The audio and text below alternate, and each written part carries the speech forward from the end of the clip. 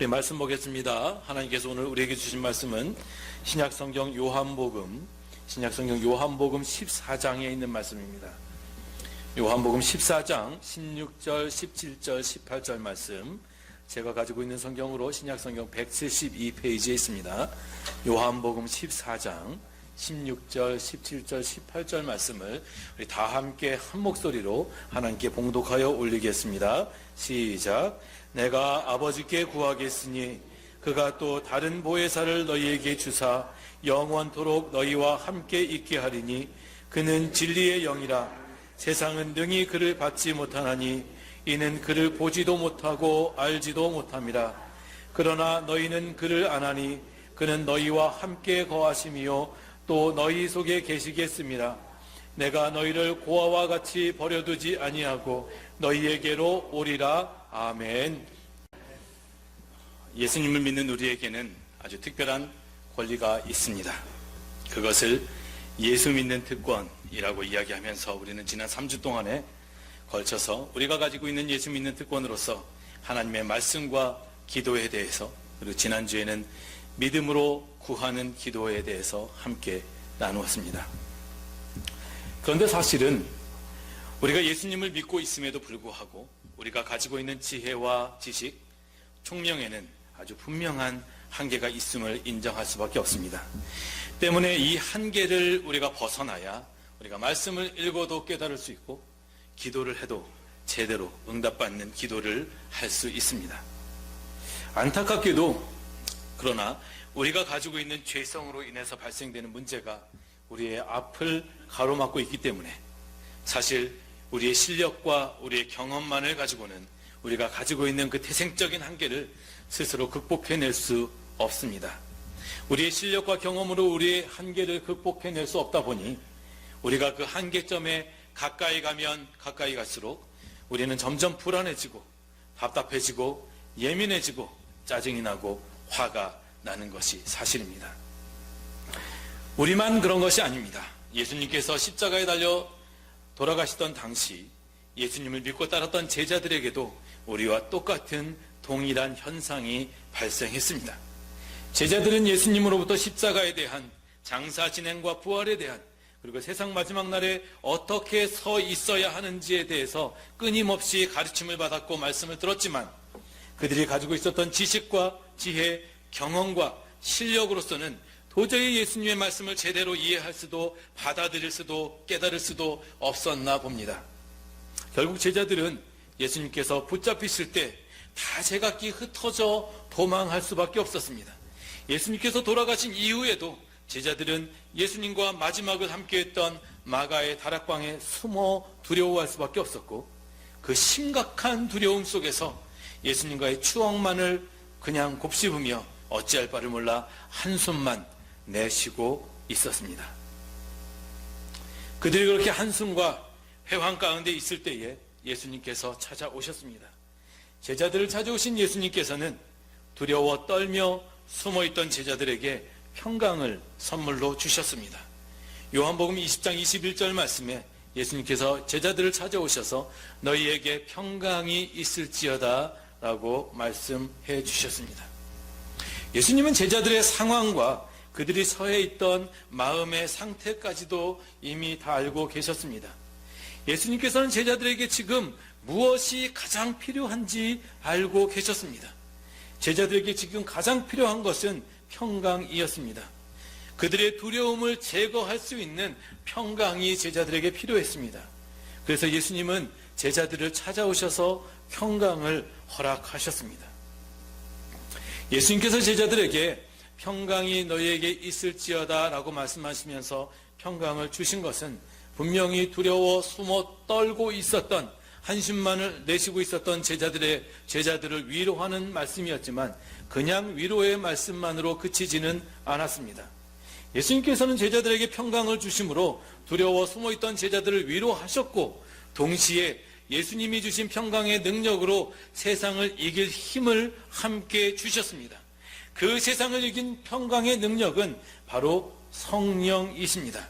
예수님께서는 제자들에게 성령을 불어넣어 주셨습니다. 그 다음 절에 이렇게 기록하고 있습니다. 이 말씀을 하시고 그들을 향하여 숨을 내쉬며 이르시되 성령을 받으라.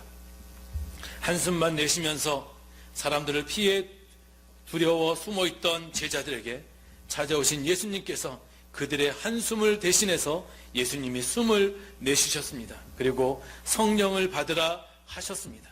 제자들의 한숨은 현재의 두려움 속에서 과거로 도피하는 것이었지만 예수님의 숨은 제자들을 향한 미래의 생기였습니다. 예수님께서 주신 성령은 즉각적으로 능력을 발하기 시작했습니다. 지체하지 않았습니다. 예수님께서 제자들에게 성령을 받으라 하셨을 때에 그때의 제자들은 비로소 거듭난 그리스도인이 되었습니다. 고백의 삶이 되었습니다. 예수님을 하나님의 아들로 믿고 영접하게 된 것입니다. 만약에 여기에 모인 우리가 예수님을 영접한 거룩한 그리스도인들이라면 예수님의 이 말씀, 성령을 주신, 평강을 주신 이 말씀은 우리들에게도 유효합니다. 유효합니다. 구하는 자에게 성령을 주시지 않겠느냐 말씀하신 주님의 선포가 확실하게 우리에게도 효과를 발하고 있습니다. 그러므로 성령을 받으십시오. 성령께서는 우리를 살리시고 우리를 깨닫게 하시며 우리로 하여금 예수님께서 허락하신 평강의 능력으로 세상을 이기게 하십니다. 넘어진 자를 일으키시고 마음이 상한 자를 위로하시며 지치고 힘든 삶의 자리에서 우리와 함께 하십니다. 성령께서는 우리에게 꿈과 소망과 확실한 증거를 허락하시며 하나님의 나라를 향해 전진하게 하십니다. 성령께서는 우리 마음 깊은 곳에 우리 삶의 깊은 탄식까지도 이미 아시고 우리를 위하여 간구하시는 분이십니다. 똑같은 교인들이지만 성령께서 함께 하시는 사람은 다릅니다. 성령께서 지키시는 사람은 쉽게 세상의 파도에 흔들리지 않습니다. 세상에 흔들려도 금방 깨닫고 돌아섭니다. 성령과 동행하는 사람은 지혜롭습니다. 성령과 함께하는 사람의 인생에는 하나님의 능력이 나타납니다. 예수님을 믿고 살아가는 우리 그리스도인들에게는 우리가 받은 능력과 함께 동시에 그리스도인으로서 받게 되는 사명이 있습니다. 예수님께서 감람산에서 아버지의 품으로 가실 때에 거기 모인 제자들을 향해 이렇게 말씀하십니다. 너희는 가서 모든 족속으로 제자를 삼아 아버지와 아들과 성령의 이름으로 세례를 베풀고 내가 너희에게 분부한 모든 것을 가르쳐 지키게 하라 명령하시면서 내가 세상 끝날까지 너희와 항상 함께 있으리라 약속하셨습니다. 우리의 사명은 모든 민족을 제자로 삼는 것입니다. 가서 우리가 만나는 모든 사람에게 복음을 전하고 제자로 삼아 성부와 성자와 성령의 이름으로 세례를 받을 수 있도록 인도하고 주님께서 우리에게 가르쳐 주신 하늘의 지혜를 가르치고 그 말씀대로 살아가게 만드는 것이 우리가 가지고 있는 우리가 부여받은 사명입니다. 그런데 절대 이 사명 우리 스스로는 감당할 수 없습니다. 세상의 위협과 세상이 주는 위험이 우리를 가만두지 않을 터인데 우리의 용기로서는 우리가 가지고 있는 스스로의 담대함으로서는 우리 스스로 이 어려운 일을 감당할 수 없을 뿐더러 우리의 인생의 형편과 상황 또한 우리로 이 일을 감당하는 데 어려움을 주고 장애물이 될 수 있습니다. 더구나 우리가 가지고 있는 이 지성으로는 주님께서 풍부하신 그 모든 말씀을 다 기억할 수도 없고요. 뿐더러 우리 스스로의 지혜로는 주님의 말씀을 기억해낸다고 할지라도 제대로 깨닫고 행할 능력도 없습니다. 이렇게 연약한 우리들, 그러나 여러분 안심하십시오. 우리의 연약함을 이미 아시는 주님께서 우리에게 명령만 내리시는 분은 아닙니다. 주님은 우리 각자가 감당할 수 있는 사명을 허락하시면서 또한 감당할 수 있는 능력도 주십니다. 그래서 우리 주님은 우리에게 성령을 허락하셨습니다. 그리고 주님은 성령을 우리에게 허락하시면서 우리를 기대하신다라고 말씀하셨습니다. 요한복음 14장 12절 말씀은 나를 믿는 자는 내가 하는 일을 할 것인데 보십시오. 주님을 믿는 사람은 주님이 행하셨던 일들을 할 것인데 그 다음 구절에 보면 나를 믿는 자는 내가 한 일보다 더 큰 일을 할 것이니라. 예수님을 믿는 자는 예수님께서 성경을 통해서 과거의 역사를 통해서 우리에게 보여주셨던 그 일을 할 뿐만 아니라 그것보다 더 놀라운 일을 하게 될 것이라고 분명히 말씀하고 계십니다. 이런 일이 어떻게 이루어질 수 있겠습니까? 그렇게 어렵지는 않습니다. 생각보다는 간단합니다. 주님께서 말씀하신 성령께서 내 안에 오시면 가능해집니다. 요한복음 16장 7절에 보면 그러나 내가 너희에게 실상을 말하노니 사실을 말하노니 내가 떠나가는 것이 너희에게 유익이라. 내가 떠나가지 아니하면 보혜사가 너희에게로 오시지 아니할 것이요 내가 가면 내가 그를 너희에게로 보내겠다 말씀하셨습니다. 오늘 우리는 성령 강림주의를 맞아서 그렇다면 성령님, 예수님께서 우리에게 허락하시고 우리에게 약속하시고 우리에게 보내시겠다라고 말씀하신 성령님은 누구이며 그분은 무슨 일을 하시는 분이며 어떻게 하면 우리가 성령님을 우리 안에 모실 수 있는지에 대해서 함께 살펴보도록 하겠습니다. 먼저 성령님은 누구이시며 성령님께서는 어떤 일을 하시는 분이십니까? 말씀해 보니까 첫 번째 그분은 보혜사라고 기록하고 있습니다. 보혜사, 영어로 번역하면 카운셀러입니다. 14장 16절 오늘 본문 말씀에 보면 내가 아버지께 구하겠으니 그가 또 다른 보혜사를 너희에게 주사 영원토록 너희와 함께 있게 하시겠다 말씀하셨습니다. 이 땅에 계시는 동안 제자들의 보혜사로서 제자들을 돌보시고 가르치시고 함께 하시고 능력을 주셨던 주님께서 이제 또 다른 보혜사를 우리에게 주셔서 영원토록 우리와 함께 하게 하겠다라고 말씀하셨습니다.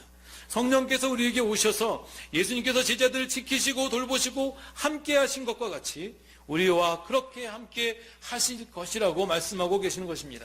우리의 아픔을 아시고 우리의 상처를 보시고 우리의 갈등과 신음을 들으시며 우리의 갈등과 불안을 친히 아시는 주님께서 우리를 시련과 유혹으로부터 보호하시겠다라고 말씀하셨는데 친히 우리에게 오셔서 보호하시는 분이 성령님이십니다.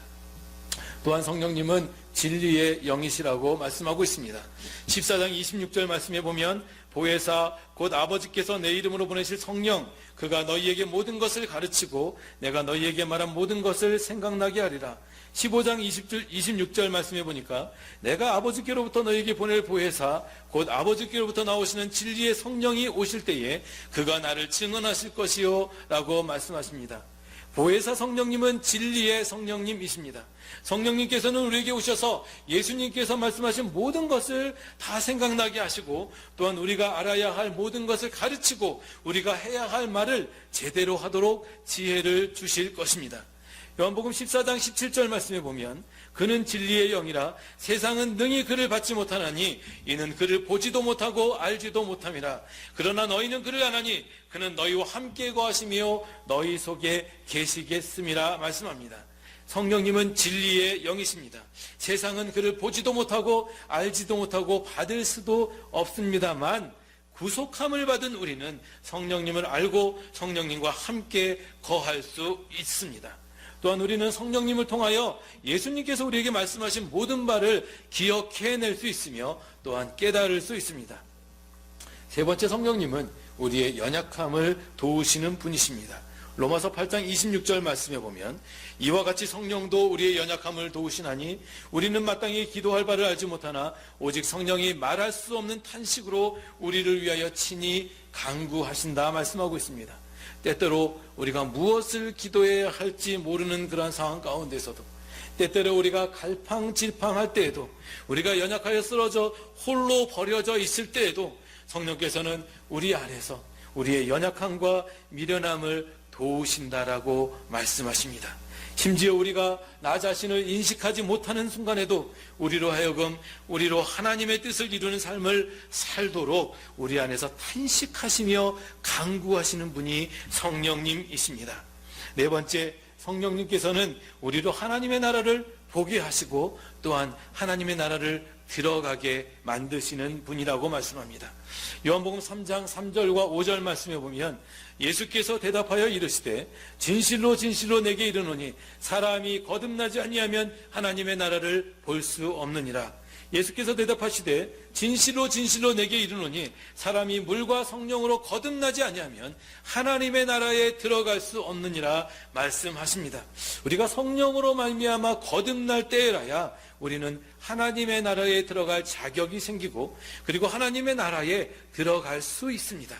성령님은 우리로 하나님의 나라를 볼 수 있게 하심으로 우리에게 하나님의 나라에 대한 소망을 허락하시고 우리는 그 소망으로 말미암아 인내하고 세상을 견디고 하나님 나라에 들어갈 수 있는 것입니다. 고린도후서 1장 21절 22절 말씀에 우리를 너희와 함께 그리스도 안에서 굳건하게 하시고 우리에게 기름을 부으신 이는 하나님이시니 그가 또한 우리에게 인치시고 보증으로 우리 마음에 성령을 주셨느니라 말씀합니다. 예수님을 영접함으로 하나님의 자녀가 된 우리들을 우리 안에서 역사하시는 성령님께서는 또한 우리가 확실히 하나님의 자녀임을 보증하십니다. 때때로 우리 안에 흐려진 신기로 말미암아 우리의 믿음이 흐려지거나 약해질 때도 있습니다만 성령님께서 우리 마음속에서 끊임없이 말씀하심으로 말미암아 우리가 흔들리는 것을 방지하시고 똑바로 하나님 앞에 설 수 있도록 우리를 도와주십니다. 이렇게 성령님께서 우리 안에 거하심으로 말미암아 성령과 함께 살아가는 사람을 우리는 성령의 사람이라고 부릅니다. 그러면 어떻게 하면 우리가 성령의 사람이 될 수 있겠습니까? 어떻게 하면 성령께서 우리 가운데 오셔서 우리 안에 임재하시어 우리로 성령의 사람으로 살아가게 하실 수 있겠습니까? 예수님께서 부활하신 후 하나님께로 올라가시면서 우리에게 성령께서 오셔서 우리 가운데 임하실 것이라고 말씀하셨습니다. 다 아는 말씀이죠. 사도행전 1장 8절 말씀. 오직 성령이 너희에게 임하시면 너희가 권능을 받고 예루살렘과 온 유대와 사마리아와 땅끝까지 이르러 내 증인이 되리라 말씀하셨습니다. 성령께서 우리 안에 임하시면 우리가 권능을 받게 된다고 합니다. 그리고 그 권능으로 예수님의 증인으로 살아갈 수 있다라고 말씀하고 있습니다. 여러분, 증인의 삶은 결코 절대로 내 의지와 내 열정만 가지고는 되지 않습니다. 성령께서 우리에게 오셔서 권능을 주셔야 우리가 증인의 삶을 살아갈 수 있는 것입니다. 또한 성령께서 우리에게 임하시면 우리는 성령님과 함께 주님의 역사의 증인이 될 수 있습니다. 성령께서 임하시면 우리는 결코 혼자가 아니기 때문입니다. 그러면 어떻게 성령께서 우리에게 임하실 수 있겠습니까? 첫째, 성령의 임재를 구해야 되는데 구하기 전에 먼저 성결케 되어야 합니다. 하나님께서는 사도 바울을 통해 고린도전서 3장 16절에서 이렇게 말씀하십니다. 너희는 너희가 하나님의 성전인 것을 알지 못하느냐? 너희가 하나님의 성전인 것과 하나님의 성령이 너희 안에 계시는 것을 알지 못하느냐? 이렇게 말씀합니다. 성령님께서는 하나님의 성전에 거하시는 분이십니다. 예수님께서 예루살렘 성에 입성하시어 제일 먼저 하신 일이 무엇인지 기억나시지요? 바로 성전을 청소하고 성전을 성결케 하시는 일이었습니다. 성전 안에서 일어나지 말아야 할 온갖 잡동사니와 다른 일들을 다 치우셨습니다. 그리고 하나님의 성전은 하나님의 사람들이 모여 하나님께만 집중하며 하나님께 기도하는 곳, 곧 예배하는 곳이라고 말씀하셨습니다. 우리도 그렇습니다. 우리의 몸, 우리의 마음, 우리의 삶은 우리의 것이 아니라 하나님의 성전입니다. 때문에 우리의 몸, 우리의 마음, 우리의 인생이 정리되지 아니하고 하나님이 아닌 다른 것으로 채워져 있으면 성령님께서 절대 거하실 수 없습니다. 더 이상 하나님의 성전이 아닐 수도 있습니다. 그러면 우리가 하나님께서 거하실, 하나님의 성령이 거하실 하나님의 성전이 되려면 정리되어져야 합니다. 버릴 것은 버려야 합니다. 깨끗하게 치워야 합니다. 하나님 아닌 것들을 끊어내야 하는 것입니다. 하나님의 성령이 거하시도록 하기 위해 우리는 회개하며 다시 한번 하나님 앞에 나아가야 합니다. 우리의 몸을 다시 거룩하고 깨끗하게 씻어내야 합니다. 우리의 마음을 성결케 해야 합니다. 우리의 삶을 하나님이 다스리도록 그 다스림의 자리를 내어드려야 합니다. 하나님께서 우리의 주인이 되셔야 합니다. 그래야 성령 하나님께서 오십니다. 성령께서 오셔서 다스리기 시작하십니다. 하나님의 방법대로, 하나님의 계획대로 우리를 이끌어 가는 것입니다. 잠언 16장 9절 말씀입니다. 사람이 마음으로 자기의 길을 계획할지라도 그의 걸음을 인도하시는 이는 여호와시니라. 3절 말씀입니다. 너의 행사를 여호와께 맡기라. 그리하면 내가 경영하는 것이 이루리라. 우리가 회개하여 우리의 삶을, 우리의 마음을, 우리의 몸을 거룩하고 깨끗하게 해가면 하나님께서 오셔서, 성령께서 오셔서 우리의 삶을 다스리시기 시작하시는데, 이때 우리가 꼭 기억해야 할 점은 하나님께서는요 결코 무리하시지 않는 분이라고 하는 사실입니다. 하나님은 인격적인 분이십니다. 우리가 기꺼이 즐거운 마음으로 우리의 삶을 통해 하나님의 뜻을 이루도록 매우 따뜻하고 부드럽게 우리를 안내하시는 분이십니다. 염려하지 마십시오. 두려워하지 마십시오. 주님께 나의 삶을, 나의 마음을, 그리고 내 몸을 안심하고 드리시기 바랍니다. 우리의 모든 행사를 주님께 맡기십시오. 주님의 성령께서 오시면 우리를 지금보다 더 높은 차원에서 기쁨과 감사가 넘치는 삶으로 인도하실 것입니다. 둘째, 구해야 합니다. 예수님께서 누가복음 11장 13절 말씀에서 말씀하십니다. 너희가 악할지라도 좋은 것을 자식에게 줄 줄 알거든 하물며 너희 하늘아버지께서 구하는 자에게 성령을 주시지 않겠느냐. 사도행전 2장 1절 4절 말씀입니다. 오순절 날이 이미 이름에 그들이 다 같이 한 곳에 모였더니 호련히 하늘로부터 급하고 강한 바람 같은 소리가 있어 그들이 앉은 온 집에 가득하며 마치 불의 혀처럼 갈라지는 것들이 그들에게 보여 각 사람 위에 하나씩 임하여 있더니 그들이 다 성령의 충만함을 받고 성령이 말하게 하심을 따라 각각 다른 언어들로 말하기를 시작하니라. 예수님의 말씀을 믿고 주님의 숨을 받은 제자들은 함께 모여 기도하며 주님의 약속을 기다렸습니다. 그리고 하나님께서 정하신 때에 하나님께서 성령을 선물로 주셨습니다. 그들에게 임하신 성령님은 제자들의 기대와 제자들의 생각과 제자들의 경험을 완전히 넘어서는 초월적인 분으로 임하셨습니다. 갑자기 하늘로부터 급하고 강한 바람 소리가 들렸습니다. 그리고 제자들의 눈에 마치 불의 혀같이 갈라지는 것들이 하늘로부터 임하는 것이 보였습니다. 그리고 제자들은 성령의 충만함을 받기 시작하였고 성령의 뜻대로, 성령의 움직임대로, 성령의 능력대로 각기 다른 언어들로 말하기를 시작하였다. 성경은 기록합니다. 여러분, 성령의 사람이 되기를 원하십니까? 성령의 충만함을 받기를 원하십니까? 구해야 합니다. 구하라 구할 것이요 찾으라 찾을 것이요 문을 두드리라 너희에게 열릴 것이라 말씀하셨습니다. 하나님, 제가 성령의 사람으로 살아가기를 간절히 원합니다. 제가 성령 충만하여 하나님의 나라와 하나님의 의를 구하고 이루는 삶을 살아가겠습니다. 그러나 하나님, 나로서는 할 수 없습니다. 성령을 허락하여 주옵소서. 성령이여 내게 임하여 주셔서 성령이여 내게 충만하게 임하여 주옵소서 기도하는 겁니다. 혹시 성령께서 내게 임하시면 내 생각, 내 인생, 내 계획 다 무너질까 두려워하고 계시는 분들이 혹시 있으십니까? 혹시 성령께서 내 자녀에게 임하시면 내 자녀들이 다 목사, 선교사 되겠다고 할까봐 머뭇거리면서 기도하지 않고 구하지 않는 분들이 혹 있으십니까? 그러나 우리가 분명히 알아야 합니다. 하나님 없이는, 성령의 임재함이 없이는 우리가 살아갈 때 이루는 그 어떤 행복도 무가치하며 무용하다는 사실을 깨달아야 합니다. 오직 하나님과 함께 살아가는 인생이야말로, 그러한 성령의 사람이야말로 진정한 인생의 목적, 삶의 목적을 추구하고 달성할 수 있습니다. 인생의 참된 가치를 이룰 수 있습니다. 시편 기자는 시편 84편 10절에서 이렇게 노래하고 있습니다. 주의 궁정에서의 한날이 다른 곳에서의 첫날보다 나은즉 악인의 장막에 사는 것보다 내 하나님의 성전 문지기로 있는 것이 좋습니다. 또한 4절과 5절 말씀에서 이렇게 노래합니다. 주의 집에 사는 자들은 복이 있나니 그들이 항상 주를 찬송하리이다. 주께 힘을 얻고 그 마음에 시온의 대로가 있는 자는 복이 있습니다. 우리의 삶이, 우리 자녀들의 인생이 하나님의 복을 받은 자의 삶이 되기를 주님의 이름으로 축복합니다. 그러므로 구해야 합니다. 성령이여 임하옵소서. 성령이여 임하여 주시옵소서.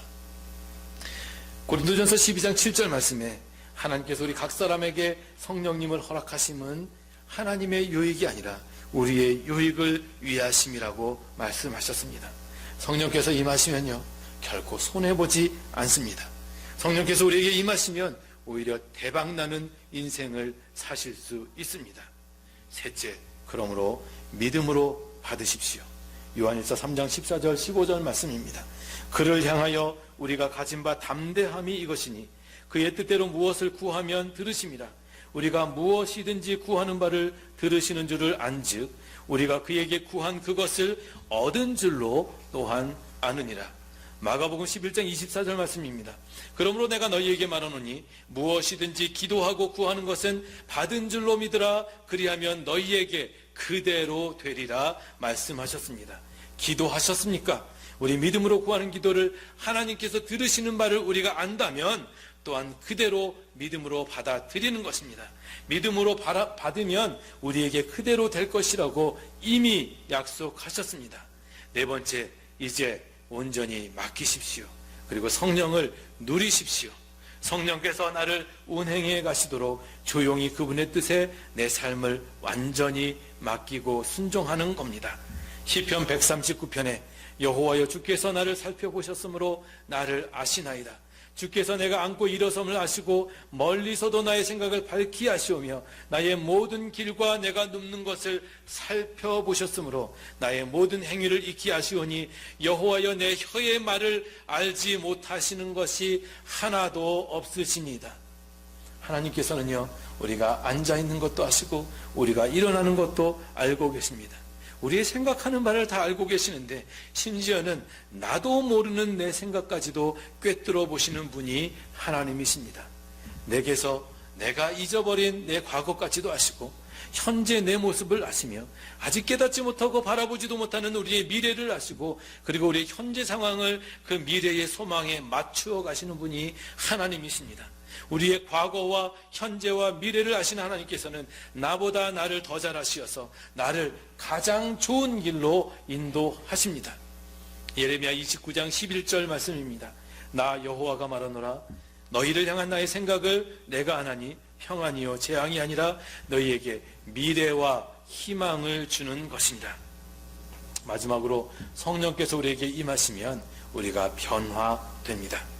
우리의 삶에 열매가 익어가기 시작합니다.